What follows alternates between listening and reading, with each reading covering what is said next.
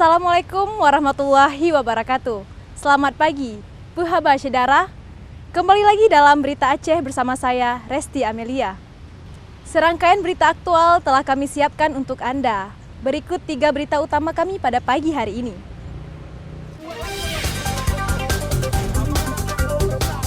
Hujan lebat yang mengguyur wilayah Aceh Tamiang menyebabkan sungai meluap hingga menggenangi permukiman 4 kampung.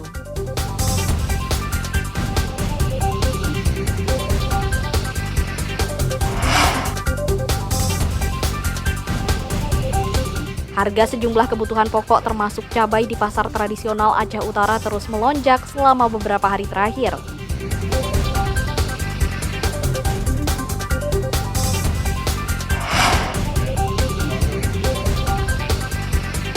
Puluhan kucing dari berbagai jenis dan ras diikut sertakan dalam kontes hewan piaraan untuk menggugah warga mencintai hewan piaraan.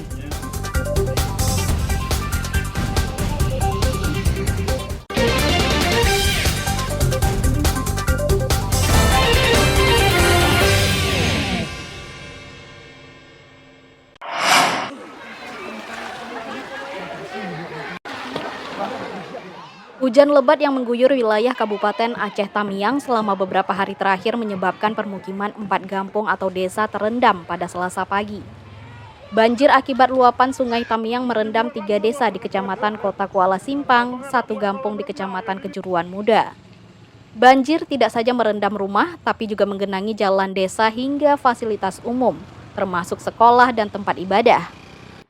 Ketinggian banjir bervariasi antara 30 cm hingga setengah meter, sehingga aktivitas warga terganggu. Puluhan rumah di 4 kampung yang terendam diantaranya Kampung Perdamaian, Payabedi, dan Kampung Sriwijaya, Kecamatan Kota Kuala Simpang, serta Kampung Bukit Rata, Kecamatan Kejuruan Muda. Sedikitnya 84 keluarga terdampak banjir. Meski rumahnya terendam, warga memilih bertahan lantaran ketinggian banjir belum mengkhawatirkan. Mereka berdalih bertahan untuk menjaga rumah dan barang-barang mereka. Ya, penanganan untuk masyarakat ya dinas sosial akan bantu, tapi sebenarnya akar permasalahannya harus kita selesaikan. Ini aneh ini kondisi kita ini hari musim kemarau, tapi seolah-olah kita berada di musim hujan. Jadi begitu debit hujan agak tinggi tadi malam, memang dari mulai jam 2 tadi malam hujan cukup deras sampai dengan subuh tadi sampai pagi tadi masih deras. Tapi ini sebenarnya nggak perlu terjadi ini. Nah, kalau sekedar hanya hujan lokal saja kita bisa mendapatkan masalah seperti ini, saya pikir ini udah nggak betul. Jadi akar permasalahannya yang ingin saya selesaikan. Pemkab Aceh Tamiang sedang mendata korban dan dampak akibat untuk menanganinya. Dalam waktu dekat, Pemkab segera menyalurkan bantuan masa panik. Tim Liputan melaporkan dari Aceh Tamiang.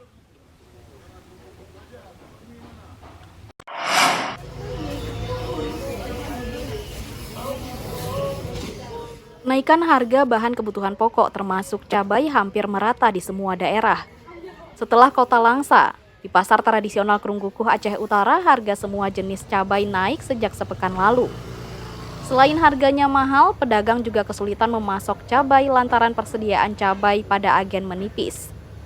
Harga cabai merah yang sebelumnya Rp35.000 hingga Rp40.000 per kilogram, naik menjadi Rp60.000 per kilogram.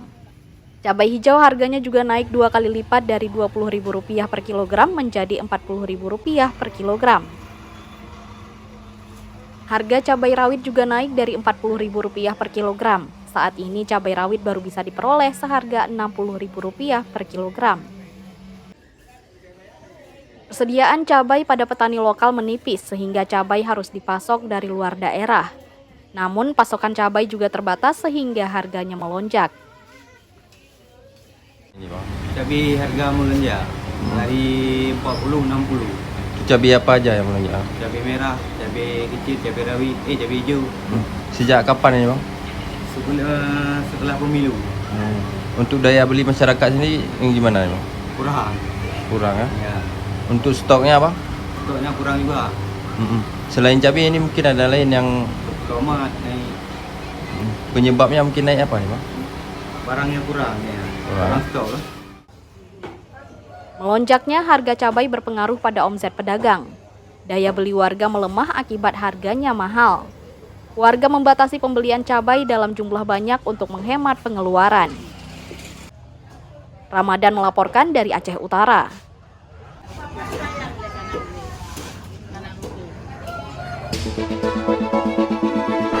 Kita ingin kesulitan ini berubah menjadi kemudahan. Saya komit, saya siap melanjutkan semua strategi untuk menjaga demokrasi berjalan dengan baik.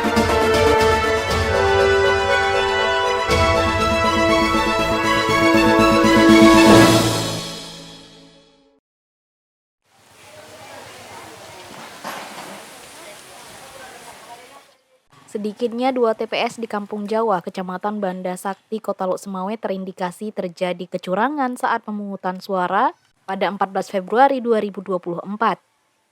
Namun dari 2 TPS yang diduga melanggar, hanya TPS 13 yang direkomendasikan untuk menggelar pemungutan suara ulang PSU.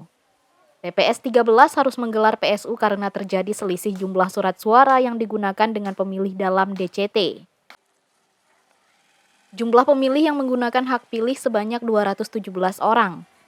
Namun jumlah surat suara yang tercoblos dengan jumlah surat suara yang digunakan untuk pemilihan pasangan capres mencapai 252 surat suara. Sedangkan pelanggaran di TPS 16 Kampung Jawa berupa pencoblosan 2 surat suara untuk calon DPR RI oleh salah satu anggota KPPS. Namun upaya tersebut berhasil dicegah oleh saksi dan pengawas TPS sehingga pencoblosan normal kembali.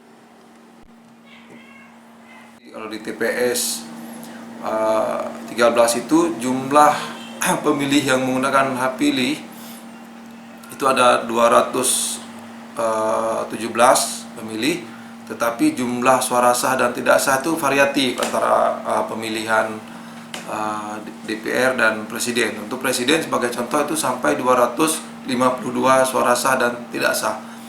Artinya ini berbeda dengan jumlah pemilih yang menggunakan hak pilih, sehingga ini jelas ini ada dugaan pelanggaran.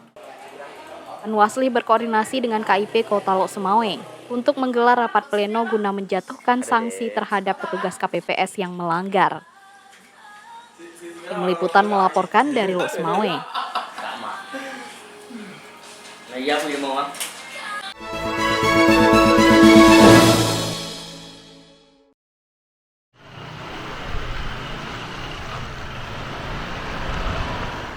Pemungutan suara pemilu 2024 telah usai. Namun panitia pengawas pemilihan Panwasli Kota Banda Aceh sedang menangani 2 kasus dugaan pelanggaran pidana pemilu. Kasus tersebut terjadi di dalam 2 kecamatan pada hari pencoblosan. 2 kasus terjadi di TPS 03 Gampung Keramat, Kecamatan Kuta Alam, dan TPS 03 Gampung Surin, Kecamatan Meraksa. Dugaan pelanggaran pemilu di TPS Gampung Keramat akibat seorang pemilih memasukkan 10 lembar surat suara untuk pemilihan DPR RI yang sudah dicoblos. Sedangkan di TPS Gampung Surin, seorang pemilih mencoblos lebih dari 1 kali. Saat ini kedua warga masih dalam pemeriksaan dan belum ditetapkan sebagai tersangka. Panwasli Kota Banda Aceh bersama Sentra Gakumdu masih mendalami keterlibatan 2 pelaku dalam kasus pelanggaran pidana pemilu tersebut. Yang sedang kita proses ini ada 2 ya. Jadi masih dugaan pelanggaran dan ini kita akan terus lakukan kajian dan penelusuran terhadap indikasi tindak pidana pemilu. Lagi-lagi ketika terjadi dugaan tindak pidana pemilu, Bawaslu bersama dengan tim Sentra Gakumdu, Kepolisian dan Kejaksaan. Iya, ada potensi untuk dilakukan pemungutan suara ulang karena terindikasi pemilih mencoblos lebih dari 1 kali. Jika terbukti, maka kedua TPS tersebut berpotensi digelar pemungutan suara ulang PSU. Rekomendasi PSU akan diteruskan kepada Komisi Independen Pemilihan Kota Banda Aceh. KIP Kota Banda Aceh akan memutuskan apakah melakukan PSU atau tidak. Tim Liputan melaporkan dari Banda Aceh.